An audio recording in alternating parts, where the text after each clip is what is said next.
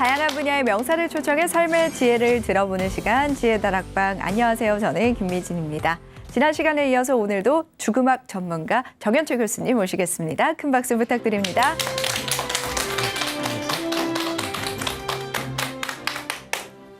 네, 교수님 안녕하세요. 네, 안녕하세요. 네, 요즘 코로나 시대에 어떻게 지내고 계시는지 궁금해요. 네, 제가 제주 중산간 지방에서 사는데 중산간은 이제 한라산하고 해안 사이의 산기슭이죠. 그래서 풀 뽑고 뭐 나무에 물 주고 그러고 살고 있죠. 네. 아, 그러시구나. 네네. 제주도에 혹시 가시게 된 특별한 계기가 있으신가요? 제주도는 사실은 전 아무 연고가 없는데 네. 제 아내가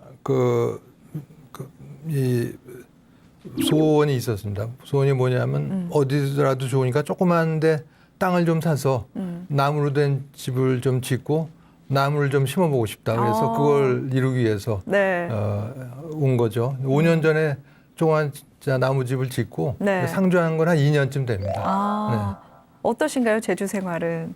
저는 아주 좋죠. 서울만 오면 아주 어지럽고 사람 많아서 빨리 내려가고 싶은 생각이 많이 들고 그러죠. 그렇군요. 네네. 또 서울에 오면 미세먼지도 많고 네네. 좀 복잡한 게 많으실 것 같습니다. 죽음학에 대해서 지난 시간 강연을 해주셨는데요. 오늘은 어떤 강연을 해주실까요? 네, 오늘은 이제 지난번에 이어서 근사체험에 못다한 말씀드린 부분하고 삶의 종말 체험 이런 순으로 이제 진행이 되겠습니다. 네. 지난 시간에도 근사 체험에 대해서 말씀을 해주셨는데 근사 체험이라는 게 정확히 어떤 의미인지 한번 설명 좀 부탁드리겠습니다. 근사 체험은 이제 심장이 멎었을 경우에 요즘은 다 이제 심폐소생술을 보통 하게 되죠. 그래서 물론 다 살아난 건 아니지만 그 중에 다시 살아난 사람의 일부가 한 10 내지 25% 정도가 되는데. 그러니까 자기가 죽어 있던 동안 보고 듣고 하는 또 그 기억 이런 걸 이제 근사 체험이라고 얘기를 합니다.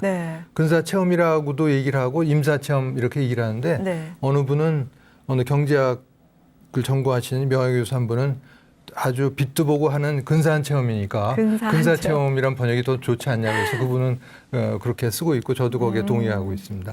근사한 체험, 근사 체험에 대해서 또 말씀해 주실 건데 죽음을 체험하는 과정이라고 볼 수가 있겠네요. 네, 그렇죠. 네, 죽음을 경험하는 체험이라니 굉장히 섬뜩하기도 하고 재미있을 것 같기도 하고 독특합니다. 오늘 강연을 통해서 잘 들어보도록 하겠습니다. 정현철 교수님의 강연 박수로 청해 듣도록 하겠습니다. 큰 박수 부탁드립니다.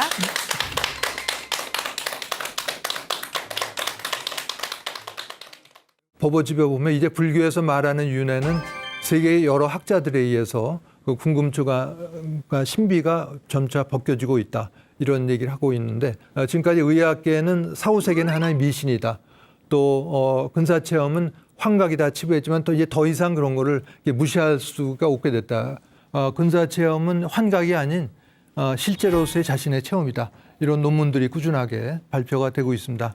근사체험 얘기를 하면은 동료 의사들이 나는 도저히 못 믿겠다 이런 얘기를 했다고 그래요. 그럴 때마다 로스 박사는 이렇게 대답을 했다고 한다. 별로 개의치 않는다. 당신도 죽을 때 다 알게 된다. 이렇게 심장이 멎었을 때만 이런 체험을 하는 게 아니라 우리 몸이 절체절명의 순간에 이르렀을 때도 꼭 심장이 멎지 않았더라도 이런 체험을 하게 되는데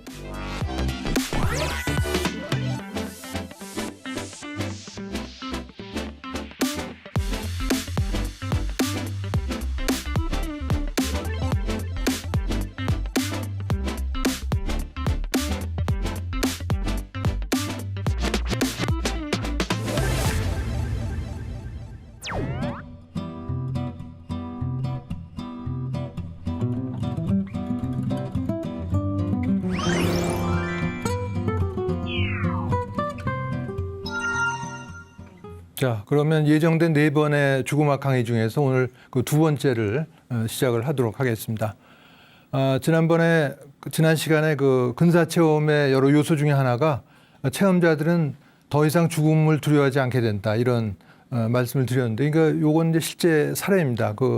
다시 산다는 것에 소개된 사례인데, 이분은 이제 10살 때 근사 체험을 했다고 합니다. 그 뒤로 살아오면서 많은 일을 겪었다고 하는데 어느 때는 누가 총을 자기 머리에다 대고 위협을 한 적도 있었다고 하는데 그때 자기는 별로 두렵지 않았다고 그래요. 왜냐하면 그들이 나를 죽인다고 해도 자기는 다른 차원에서 여전히 살고 있을 거기 때문에 전혀 두렵지 않았다고 자기의 심정을 고백을 하고 있습니다. 그래서 그러면서 이제 다른 사람들이 이 죽음 이후에 대해서 어떤 의구심을 갖는다든가 죽으면 끝이야 이런 얘기를 하는 걸 들으면은 이 사람은 정말 뭘 모르는구나 하면서 혼자 자기는 미소를 짓는다 이렇게 얘기를 하고 있습니다.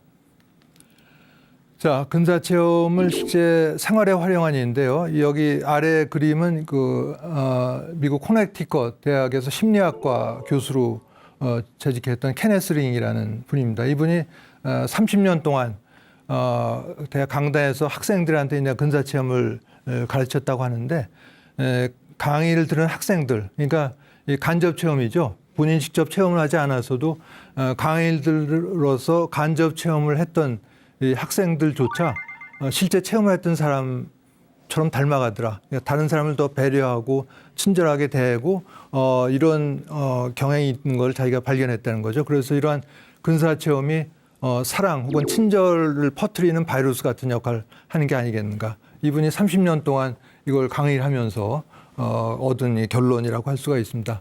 또 스위스에서는 1942년부터 이제 안락사가 시행이 되고 있죠. 말기암 환자처럼 그 수명이 살 수 있는 날이 얼마 안 남고 고통이 심한 이런 환자의 경우에 이제 일부에서 이런 안락사를 시행하게 되는데 이때 자원봉사자들이 하는 내용이 이런 내용입니다.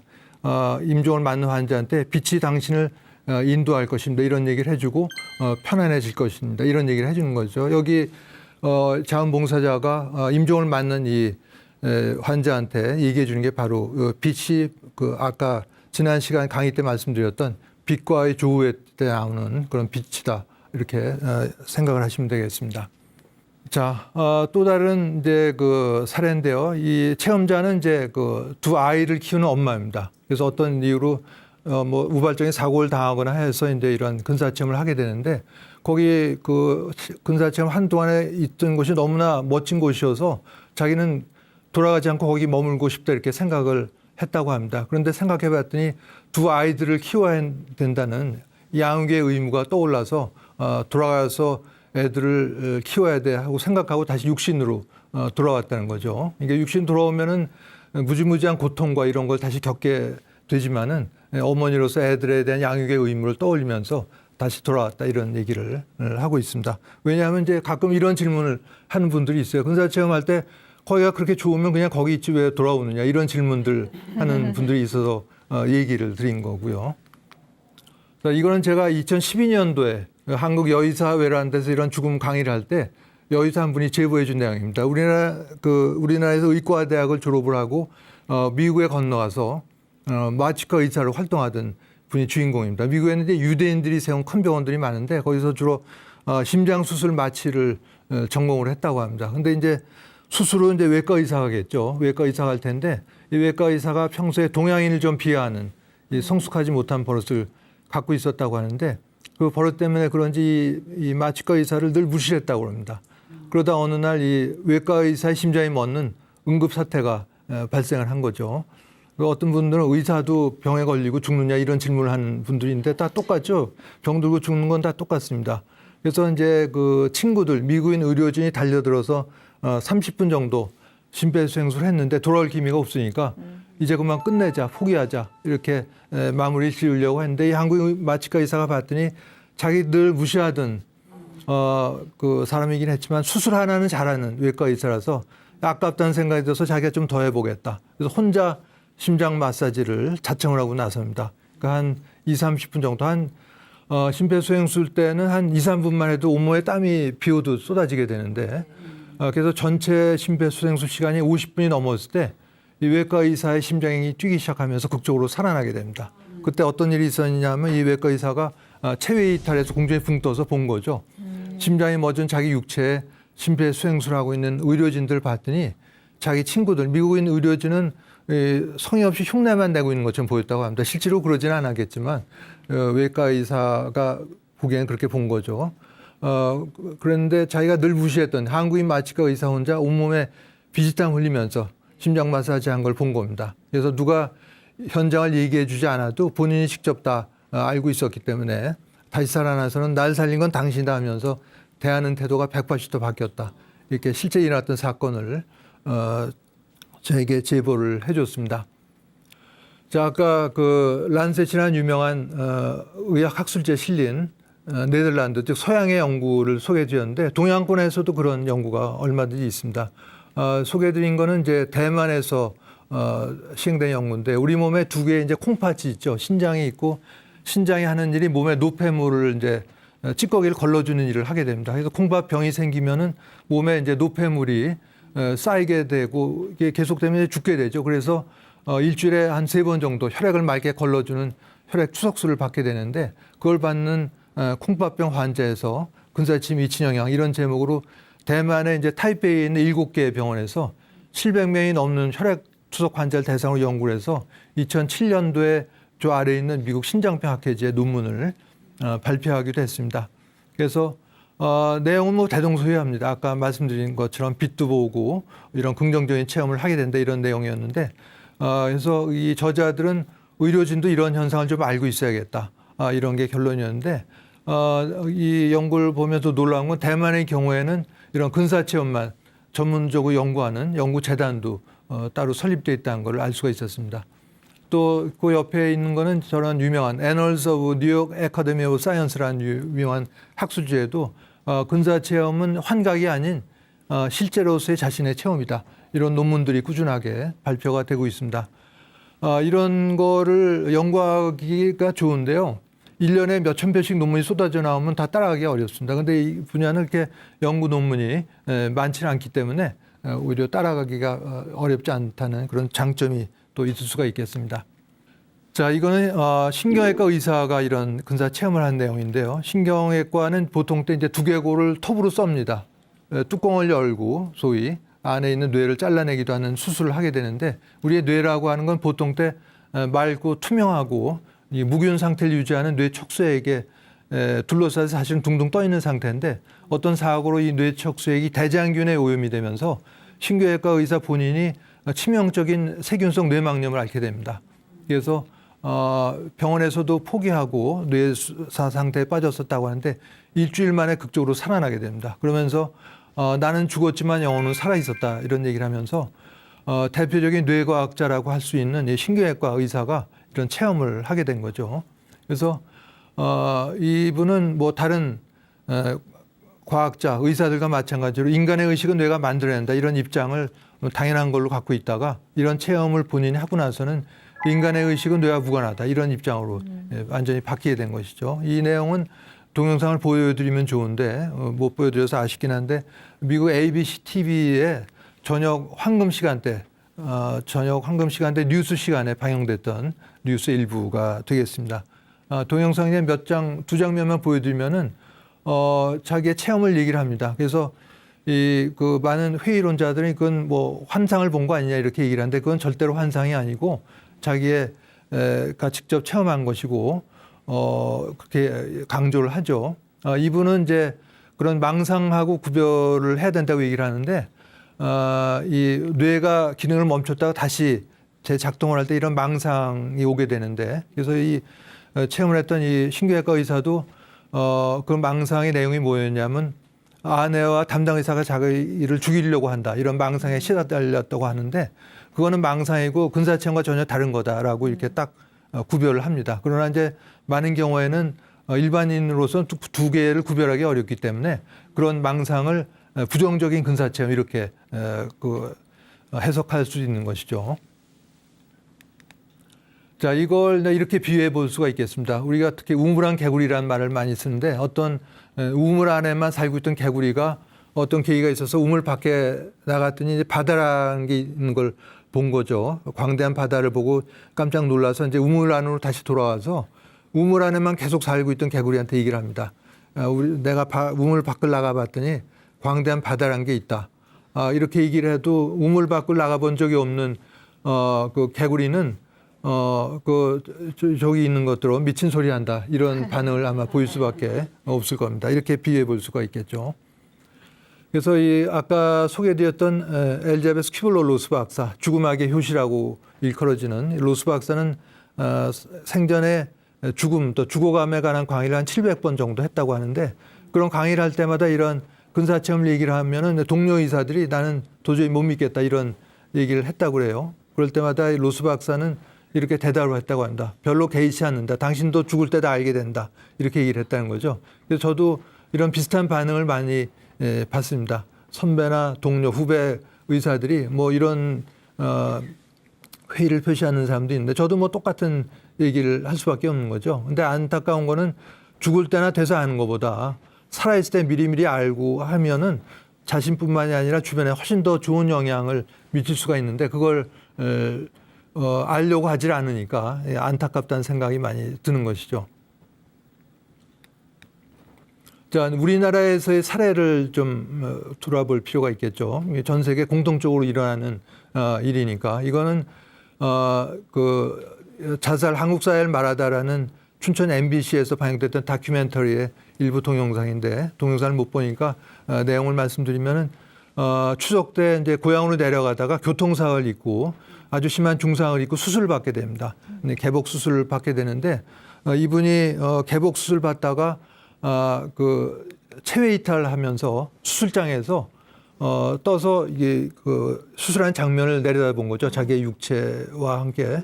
그래서 자기가 봤더니 안경을 쓰고 마스크를 하고 흰 옷을 입은 사람들이 모여서 뭔가 상의를 하면서 열심히 빨래를 하고 있더라 이렇게 묘사를 했습니다. 이분은 뭐 생전 그 수술 장면을 본 적이 없기 때문에 자기가 알고 있는 것 중에 가장 가까운 걸로 이렇게 표현을 한 거죠. 그러나 이제 간호사나 의사 같은 의료인이 이런 체험자였다면 당연히 그건 수술하는 장면으로 묘사를 했을 겁니다. 그래서 자기가 가장 가까이 본 걸로 이제 묘사를 하는 것이죠. 이런 근사체험 때 받는 질문 중에 하나가 사람마다 하는 그 뭐 빛 같은 걸 봤다는데 누구는 천사를 봤다고도 그러고 다 하는 얘기가 다르니까 이 뭔가 좀 이상한 거 아니야 이런 얘기를 하는 분들도 있는데 저는 그건 아주 자연스럽다고 봅니다.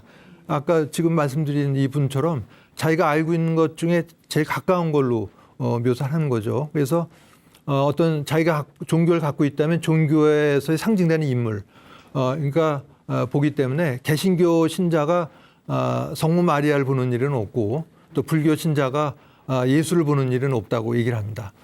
그럼 종교가 없는 사람은 그런 천사라든가 이런 종교의 상징물로 보는 게 아니고 빛 그 자체를 봅니다. 그러니까 보는 건 다 달랐어도 뭔가를 빛 내지는 빛에 상응하는 무언가를 봤다는 거는 공통적인 거죠.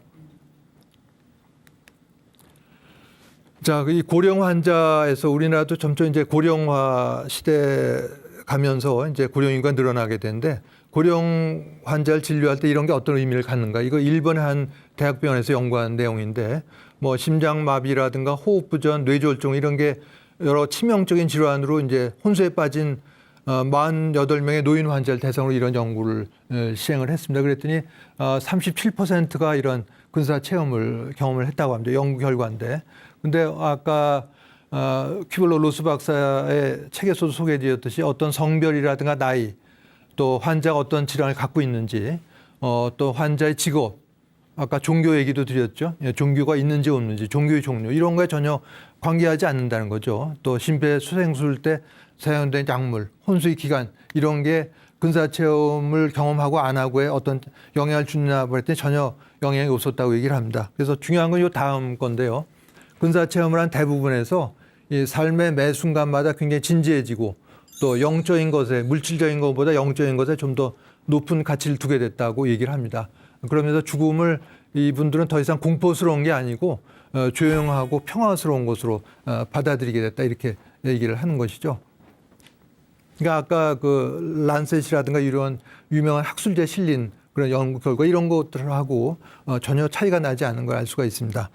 물론 여기는 이제 일본이란 동양이고 아까 란셋 연구는 서양이지만은 동서양을 통해서 죽음이라고 하는 게 다 공통된 현상이기 때문에 이런 연구의 차이가 나지 않는 것도 어떻게 보면 자연스러운 일이라고 할 수가 있겠습니다. 자, 여기 이러한 근사체험에 대한 대부분의 사람들의 반응을 보면 이렇습니다. 이 표 요약을 해놨는데요. 대부분의 과학자, 의사들은 아래 있는 것처럼 뇌가 그냥 헷갈리는 거다 이렇게 얘기를 합니다. 왜냐하면은 간질, 요새는 뇌전증이라고 바뀌었는데 수술할 경우가 가끔 있습니다. 그때 뇌의 어떤 부위, 측두엽이라는 데다가 전기 자극을 주면은 환자가 이제 빛 같은 걸 또 보기 때문에 뭐 그런 비슷한 거 아니겠는가. 또 뇌 저산소증이라든가 마취제, 또 환각제 이런 거를 복용할 때도 비슷한 현상이 일어나기 때문에 그런 걸 거다 이렇게 얘기를 합니다. 또 이 소망투사라고 하는 건 자기가 원하는 거를 보게 된다는 거죠. 정신과 영역에서 많이 쓰이는 용어가 이제 소망투사인데 자기가 간절히 바라기 때문에 뭘 보게 되는 게 소망투사. 이 근사체험도 그런 거 아니겠는가 이렇게 얘기를 하는데 거기에 대해서는 아까 소개드렸던 엘리자베스 큐블러 로스박스, 어린애들의 임종을 많이 지켜본 로스박스 절대로 소망투사가 될 수 없다 얘기합니다. 왜냐하면 죽어가는 애들이 보고 싶어하는 99%는 자기 부모인데 부모가 먼저 죽은 경우가 아니면 부모를 보는 일이 없다는 거죠. 그래서 그건 절대로 소망투사가 될 수 없다 이렇게 얘기를 합니다. 그러니까 이러한 그 뇌가 헷갈리는 거다 이러한 그 폄하하는 주장에 대해서 뇌를 이 근사체험을 오랫동안 연구한 전문적으로 연구한 학자도 이렇게 얘기합니다. 약물이라든가 어떤 물리적 자극에 의한 경우에는 기억이 조각이 나 있고 일정치 갖고 정리가 안 돼 있다는 거죠. 또 아까 근사체험의 경우에는 수십 년간의 삶이 파노라마처럼 펼쳐지면서 전부 되돌아보게 되는 그런 생애 회고가 동반된다고 하는데 약물 먹고 해서는 그런 게 일어나지 않는다 이렇게 얘기합니다. 또 근사체험 경우에는 아까 삶에 아주 심대한 변화가 생긴다고 얘기 드렸는데 환각제 이런 거 먹었다고 삶에 심대한 변화가 생기지 않는다 이렇게 얘기를 합니다. 또 죽음에 대한 두려움이 없어지지 않는다. 특정한 약물을 먹었다든가 또 어떤 물리적 자극, 전기 자극을 받을 경우에 죽음의 두려움이 없어지는 건 아니다 얘기를 하죠. 그러나 근사체험의 경우에는 아까 말씀드린 것처럼 대부분에서 죽음에 대한 두려움이 없어진다는 것을 말씀드린 바가 있습니다. 또 환각제의 경우에는 이런 근사체험과는 달리 공포라든가 기괴한 체험인 경우가 많기 때문에 근사체험은 실제로 일어나는 일이다 이렇게 거기에 대한 반박을 하고 있죠. 자, 근사체험에 대한 학문적 의의를 한번 보기로 하죠. 여기 소개된 윌리엄 제임스는 100년 전 인물입니다. 1910년에 사망을 했으니까 100년 전 인물인데 근대 심리학의 아버지라고도 불리는데 이분은 워낙은 하버드 의대를 나온 의사입니다. 워낙 그림 그리기를 좋아했는데 그래서 화가가 될까도 생각했지만 화가로서의 재능이 자기는 평범한 것 같다 해서 미대를 안 가고 의과대학을 들어왔는데 의과대학 졸업하고 3년간 생리학을 가르치다가 그 뒤로 이제 심리학으로 돌아서게 됩니다. 그래서 이분이 1900년대 초에 스코틀랜드에 있는 에딘버러 대학에 초청을 받아서 강연을 하러 가게 되는데 그때 미국 사람들이 굉장히 흥분을 했다고 그래요. 왜냐하면 100년 전만 해도 미국이 유럽에 대해서 굉장히 지적인 열등감을 갖고 있었을 때인데 미국 사람이 유럽에 초청을 받고 강연을 한다는 사실에 대해서 굉장히 큰 그 흥분을 했다고 그러죠. 그래서 그때 강연한 걸 모은 게 종교적 경험의 다양성입니다. 100년 전에 나왔던 책인데 우리에서 몇 년 전에 이런 큰 출판사에서 종교적 경험의 다양성에서 이런 책이 출판돼서 나오기도 했습니다. 여기 보면은 심층 종교 체험, 또 다른 말 신비 체험, 또 일체 지향적 체험 이렇게 부르는데 신비 체험에 대한 4가지 요소를 설명을 하고 있습니다. 이 신비 체험이 바로 이 근사 체험이라는 그런 말씀을 드리기 위해서 다시 말해서 근사 체험도 신비 체험의 하나이다 이렇게 얘기를 드릴 수가 있는 거죠. 신비 체험의 4가지 요소는 첫 번째는 피동성입니다. 자기가 원하고 해서 얻어지는 체험이 아니라고 하는 거죠. 이 근사 체험은 대부분 우발적인 사고를 당해서 하는 경우가 많기 때문에 우발적 사고를 당하기 원하는 사람은 아무도 없는 거죠. 그래서 피동성, 그러니까 말로 형언하기 어렵다. 자기가 보고 듣고 한 이런 아름다운 광경 이런 거를 도저히 인간의 언어로는 형언하기 어렵다. 이런 게 특징이 하나가 되고 세 번째는 깨달음, 통찰도 얻게 되는데 물론 아주 잠깐이지만은 이런 아주 깊은 지식을 얻게 된다고 얘기합니다. 네 번째는 일시성, 이게 아주 오랫동안 지속되는 게 아니고 잠깐 된다는 이런 4가지 조건을 다 만족하기 때문에 근사 체험은 넓은 의미에서 하나의 신비 체험 이렇게 얘기할 수가 있겠습니다.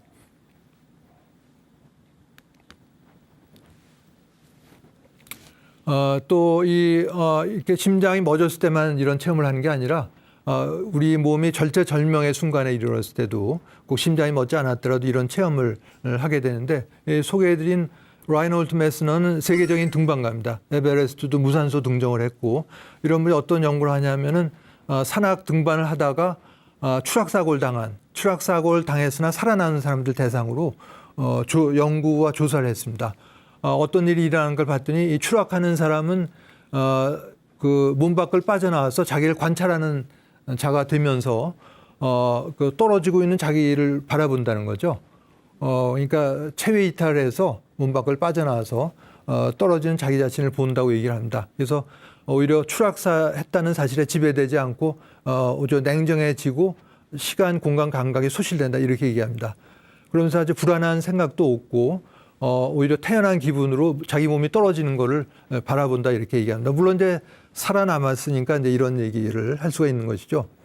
또 아까 말씀드렸던 근사체험의 요소 중에 하나가 수십 년간의 자신의 삶이 파노라마처럼 펼쳐지면서 다 되돌아보게 된다고 했는데 그런 생애 회고도 하게 된다고 얘기를 합니다. 그래서 이 라이놀드 메스너는 어떤 어머니 한 분을 인터뷰하는데 이 어머니는 아들 둘을 등반 사고로 잃은 어머니입니다. 그래서 이 어머니가 늘 가슴 아프게 느끼는 거는 두 아들이 떨어질 때 얼마나 큰 육체적인 고통을 느꼈을까. 그게 굉장히 큰 아픔이었는데 이걸 듣고 나서 라이놀드 메스너는 사실은 육체가 땅에 떨어지기 전에 우리 의식체가 그 육체를 빠져나오기 때문에 우리가 생각하는 것처럼 그런 고통을 겪지 않는다. 이런 얘기를 해줬더니 아들 둘은 잃은 그 어머니가 굉장히 큰 마음의 위안을 얻고 갔다는 그런 사례도 소개가 되고 있습니다. 그러니까 어떤 믿음이 아니고 실제 일어났던 사실을 토대로 그런 얘기를 해준 거죠. 그래서 이러한 그 아들 잃은 참척의 슬픔을 당한 이런 부모한테도 이런 내용이 굉장히 큰 도움이 될 수가 있는 것입니다. 또 우리나라의 사례도 있습니다. 이건 55세 남자분인데 이제 몇 년 전에 저한테 전해준 내용인데 이분이 시골에서 자랐는데 시골에서 보면은 시골집 있고 그 메주 같은 걸 왜 천장에 되게 달아놓죠. 말리기 위해서 달았는데 이분이 10살 무렵에 아주 고열로 신음할 때가 많았다고 합니다. 고열로 신음하다 보면은 어느 틈에 자기가 몸 밖을 빠져나와서 자기가 어디까지 떠올랐냐면 그 메주를 달아놓은 천장까지 자기가 떠올라서 그 고열로 신음하고 있는 자기 자신을 바라본다는 거죠. 이런 체험을 한두 번만 한 게 아니라 여러 차례 경험했다고 합니다. 그래서 이런 걸 보면 반드시 심장이 멎을 때만 하는 게 아니라 심장이 멎지 않았더라도 아까 산악 등반 중에 추락사고를 당한 경우나 이렇게 고열로 신음하는 이런 몸이 일종의 절체절명의 순간에 달했을 때도 이런 체험을 한다는 것을 우리가 알 수 있는 것이죠. 근데 이런 체험을 하고 나서는 이런 거 어떻게 함부로 얘기하겠어요. 이렇게 얘기했다가는 머리가 좀 더 이상해진 거 아니에요. 이런 얘기를 듣기 때문에 어떤 분은 가족한테조차도 얘기를 안 합니다. 이런 이상한 사람 취급을 받기 때문에 혼자 몇십 년을 20년을 이렇게 혼자 속에만 간직하고 있는 이런 사람들이 상당수 있는 걸 알 수가 있습니다. 자, 이거는 이제 2012년도에 칠레에서 경험한 사례인데요. 이 주인공은 우리나라 교민입니다. 어렸을 때 이제 그 칠레로 이민을 갔는데 이분이 이제 이분을 알게 된 거는 이제 세계 내과학회가 2년마다 열리는데 2014년에 우리가 코엑스에서 세계 내과학회가 열렸고 그 전에 2년 전이 2012년 칠레에서 열렸을 때 대한 내과학회 임원들이 이제 거기를 가서 경험하게 된 사례죠. 여기 마침 관광 가이드를 해줬던 분이 바로 이 어렸을 때 칠레로 이민 간 우리나라 청년이었는데 28살 때 오토바이 사고를 아주 심하게 당해서 한 달 이상 의식불명 상태로 누워 있었다고 합니다. 근데 어떤 일이 있었냐면 누워 있는 동안에 본인이 몸 밖을 빠져나와서 체외 이탈해서 병원 구석구석을 다 돌아다녀 봤다고 그래요. 그래서 퇴원할 때쯤에는 사실은 걸어서는 병원 다녀본 적이 없는데 병원 구석구석을 다른 사람들 안내해 줄 정도가 됐다 이렇게 얘기를 합니다. 그러면서 하는 얘기가 여기 있는 것처럼 이런 자기가 이런 체험을 하고 나니까 쉽게 말해서 아침 이슬도 새롭게 보이고 아주 하찮은 거로 여겼던 이런 길바닥에 피어 있는 풀, 꽃 이런 작은 것들도 아주 굉장히 의미 있게 다가왔다고 얘기를 합니다. 이게 보통 대부분의 근사 체험자들이 경험하는 그런 변화죠. 그러면서 다른 사람들의 마음도 자기한테 들리는 것 같다. 이런 체험을 했는데 이런 거를 함부로 얘기했다가는 아까 여러 번 말씀드린 것처럼 정신이 온전치 못한 사람 이런 취급을 받기 때문에 말을 아끼고 있다가 고국에서 의사 선생님들이 온다는 얘기를 듣고 이걸 좀 물어보려고 자기의 체험을 얘기를 해준 거죠. 그래서 저는 뭐 여기 그 칠레를 가지는 않았지만 저희 같이 근무하는 내과 교수 한 분이 대한내과학회 임원으로 갔었기 때문에 이 얘기를 전해 듣고 제가 근사체험에 관한 여러 권의 책을 이분을 통해서 칠레로 보내준 적도 있습니다. 그거는 정신이 이상해서 그런 게 아니라 많은 사람들이 경험하는 근사체험이고 절대로 정신이 이상해진 게 아니다 이런 거를 얘기한 바가 있습니다.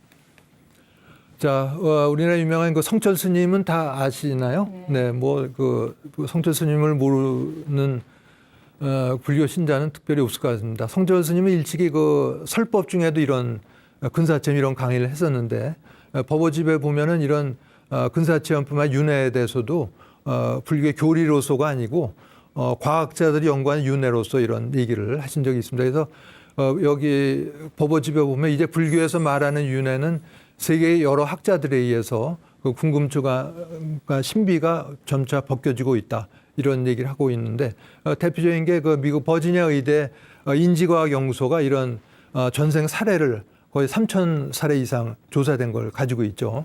우리나라는 수백 년 전부터 말은 해왔지만 한 번도 연구한 적이 없어서 아마 앞으로는 미국의 환생 윤회로 박사학위를 받으러 가는 사람이 생길 가능성도 있습니다.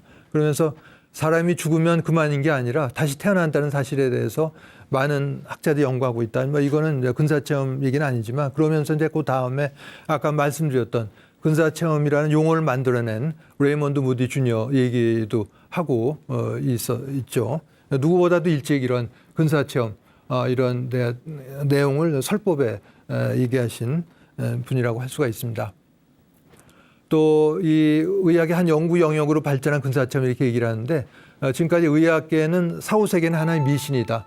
또 근사체험은 환각이다 치부했지만 또 이제 더 이상 그런 거를 무시할 수가 없게 됐다 얘기를 합니다. 왜냐하면 전 세계적으로 이제는 수천 명 그 이상의 많은 사례들이 축적이 돼 있기 때문에 그냥 그 환각이 이렇게 무시해서는 안 되는 거죠. 그래서 과거에도 초능력 또 유령 같은 이런 초자연적 현상은 여러 가지 초자연적 현상이 있는데 그중에서 근사체험이 그 의의에 대해서 과학적으로 알아보려고 과학적인 접근을 하고 있는 영역이다 이렇게 얘기를 하고 있습니다.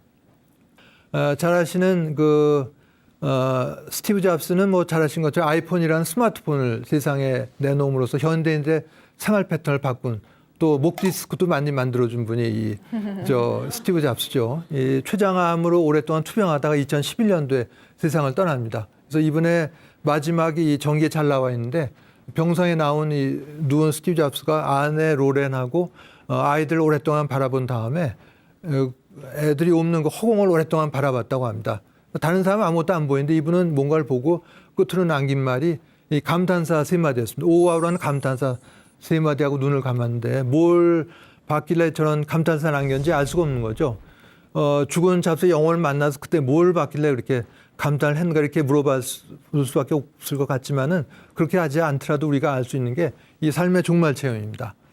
이걸 연구한 분은 영국의 정신과 의사인 피터 패닉이라는 분인데 이건 뭐냐 하면은 임종이 임박한 사람이 먼저 죽은 가족이나 지인의 마중을 받거나 또는 임종이 임박한 환자가 멀리 떨어져 있는 지인이나 가족들 앞에 모습을 나타내기도 하는 이런 현상을 얘기를 합니다. 이분은 영국과 스코틀랜드에서 이런 체험을 광범위하게 수집해서 우리나라에서 아마 10여 년 전에 죽음의 기술이라는 제목으로 책이 번역돼서 나온 적이 있는데 이런 책도 사보는 사람이 없어요. 거의 주식, 재테크 이런 것만 사보지 거의 사보질 않기 때문에 초판 1세하고 이제 절판이 되는데 여기 아주 자세한 내용이 소개가 되고 있습니다. 그런데 죽음이라는 게 동서고금을 통해서 공통적으로 일어나는 현상이기 때문에 우리나라에서도 하스피스에서 임종 환자를 많이 보는 실무자들은 아주 잘 알고 있는 내용으로 이 임종자 본인이나 가족들한테 아주 편안한 느낌을 주기 때문에 이걸 마지막 선물 이렇게 부르기도 합니다. 이분은 그 피터 패닉 박사의 그때 그 책이 나올 때쯤 인터뷰인데요. 죽음은 스위치가 딱 꺼지는 것처럼 이게 단순한 한 단계로 일어나는 게 아니고 여러 단계의 일이 발생하는데 먼저 죽은 가족이나 친지가 발생하는 게 그 중에 하나다 이렇게 얘기를 하고 있습니다. 자, 이거는 퀴블러 로스 박사의 그 사후생에 소개된 사례인데요. 이 어느 어머니가 아들, 딸 데리고 이제 운전하다가 교통사고를 당해서 어머니는 그 자리에서 사망하고 아들, 딸은 그 심각한 부상을 입고 병원으로 이송이 됐는데 각기 다른 병동에 이송이 된 거죠. 그랬더니 이 큐블러-로스 박사는 아까 얘기한 것처럼 이제 그 임종임박한 어린애들을 주로 지켜봤다고 하는데 가봤더니 여자애가 모든 것이 다 잘 되고 있어 이런 얘기를 합니다. 그러면서 엄마와 남동생이 벌써부터 자기를 기다린다 이런 얘기를 했다는 거죠. 그래서 이 로스 박사는 엄마가 현장에서 죽었다는 걸 알고 있었는데 남동생이 죽었다는 건 자기는 몰랐는데 조금 있다가 10분 있다가 전화가 왔다는 거죠. 남동생이 사망했다는. 그래서 이 여자애는 자기 임종이 임박해서 교통사고 현장에서 죽은 어머니하고 불과 10분 전에 죽은 자기 남동생의 마중을 받게 된 이런 현상을 삶의 종말 체험이라고 얘기를 합니다. 역사적으로는 1926년에 윌리엄 바렛이라는 아일랜드 왕립과학원의 물리학 교수가 있었는데 이분의 부인이 산부인과 의사였습니다. 그런데 한 환자가 어떤 환영을 보게 되는데 어떤 내용이냐면 이분이 아이를 출산했지만 출혈이 심해서 죽어가게 돼 있었는데 1926년대 의료 수준이니까 지금하고는 비교할 수가 없겠죠. 거의 죽어가게 돼 있었는데 그러면서도 상냥한 미소를 띠고 또 아무도 없는 호응에다 대고 누구랑 얘기를 하고 이런 모양새를 보인 거죠. 그래서 간병인이 물어본다. 뭘 보고 있냐 물어봤더니 자기가 본 걸 얘기한다. 사랑스러운 빛 경이로운 존재들 하면서 오래전에 세상을 떠난 아버지를 본 거죠. 내가 온다고 너무 반가워하시네.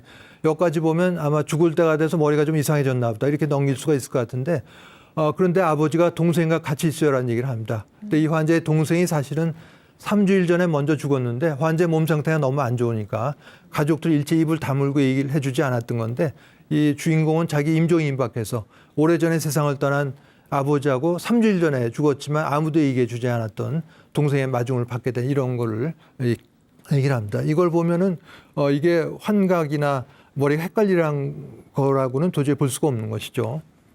자, 이런 체험자 중에는 과학 교육을 받은 의료인도 많습니다. 간호사인데 새벽 3시에 자다가 뭔가 깨서 봤더니 아버지가 침실 밖에 서 있었다고 그래요. 아버지가 81살이었는데 얼굴 모습이 50대 전성기 얼굴을 하고 서 있으면서 그래서 자기 일어나서 갔더니 아버지가 이제 괜찮아 나는 훨씬 나아졌어 하면서 벽 속으로 사라졌다고 합니다. 그때 아버지가 말기 알츠하이머 치매로 요양원에서 투병 중이었었는데 그날 새벽 6시에 세상을 떠났다는 것이죠. 그러니까 세상을 떠나기 3시간 전에 딸을 방문을 하고 저쪽 세상으로 건너간 겁니다. 그래서 체험자는 기묘하지만 마음이 아주 편안해진 경험이었다 이렇게 얘기를 하고 있습니다. 자, 이거는 이 임종자가 가족을 방문하는 비슷한 예인데 이 18살 때 영국에서 호주까지 배를 타고 간 어떤 사내가 겪은 사례입니다.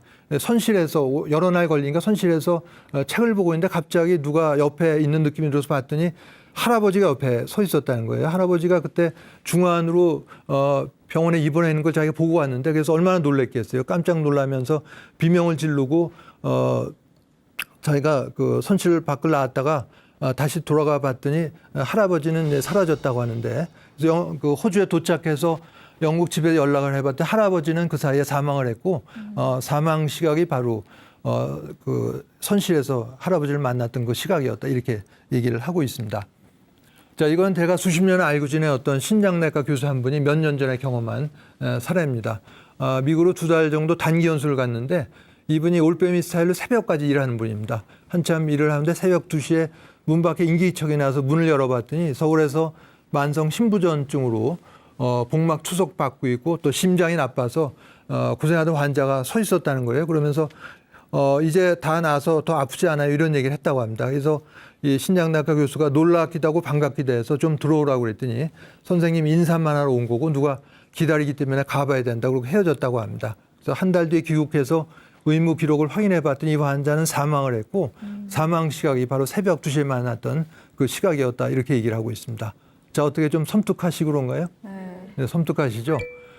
네, 근데 이런 내용이 그 역사적으로도 많이 있습니다. 베트남 전대 같은 데 보면은 전상 군인이 베트남에서 죽었는데 그 시각에 고향집 가족들 앞에 모습을 나타내다가 이런 기록들도 많이 있는 것이죠. 또 우리 주변에도 이거와 똑같거나 유사한 사례가 많이 있는데 역시 함부로 얘기 안 하고 있다가 누가 얘기하기 시작하면은 본물 터지듯 터져 나옵니다. 그래서 이걸 보면 우리 인간의 육체가 다가 아니고 이거보다 훨씬 더 큰 차원에 걸쳐져 있는 어떤 영적인 존재라는 것을 알려주는 사례라고 할 수가 있겠습니다. 자, 예정된 4번의 강의 중 2번째 강의를 여기서 끝내도록 하겠습니다. 네, 수고 많으셨습니다.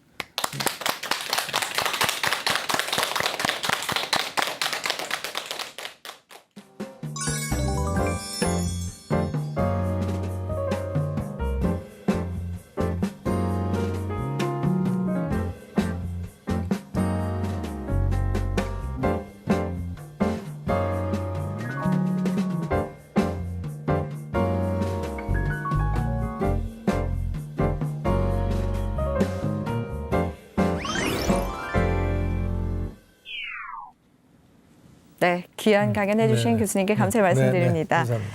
네, 교수님께서는 언제부터 근사 체험에 관심을 가지게 되셨나요? 네, 그건 아까 말씀드린 것처럼 제가 15년 전쯤에 네. 내가 죽으면 어떻게 되는가에 대한 이제 그 관심 또 두려움 때문에 시작됐다고 하는데 그런 그 두려움을 해결해 준 거는 종교의 교리라든가 어떤 문화적 전통에서 오는 믿음 그런 게 아니고 네. 실제로 무슨 일이 일어나는가가 궁금했던 건데 그런 죽음과 관련해서는 중요한 영적인 현상이 네. 바로 근사 체험이기 때문에 그래서 시작됐다고 볼 수가 있습니다. 네. 그러면 혹시 교수님께서도 직접 근사 체험을 해보신 적? 저는 한 적은 없지만은 네. 체험한 사람들을 여러 번 만났고요. 제가 네. 15년 동안 이런 강의를 할 때면은 뭐 매번 강의는 아니지만은 그 체험을 했던 사람들이 강의 끝날 때쯤 와서 저한테 이제 허리를 쿡쿡 찌르면서 그 얘기를 해주는 거를 제가 그 기록을 해놓기도 했습니다. 네. 그럼 다양한 사례들을 직접 보고 네, 또 들으셨겠네요. 네, 그렇죠. 네. 이 근사 체험이라는 게 굉장히 또 생소하다 보니까. 네, 근사한 체험입니다. 한마디로. 네, 근사한 체험. 네, 사실 이 죽으면 끝이다라는 말을 우리가 흔히들 많이 하잖아요. 그런데 이 강연을 듣고 나니까 죽은 다음에 뭔가 또 새로운 게 있을 것 같다라는 생각이 좀 드는데요. 네. 그 다음 시간에 또 어떤 강연을 준비해 주셨나요? 다음번에는 오늘 마무리 못 지은 이 삶의 종말 체험을 마저 말씀드리고 네. 그다음에 이제 훌륭한 마무리를 어떻게 할 건지 네. 거기에 이제 좋은 그 죽음의 뭐 실제 예도 한번 보고 네. 또 사전연명의료 의향서라든가 이런 내용들이 아마 다 소개가 될 것 같습니다. 네. 다음 강연 또 많이 기대하겠습니다. 오늘 강연은 여기서 마무리하도록 하겠습니다. 함께해 주신 여러분 고맙습니다. 네, 감사합니다.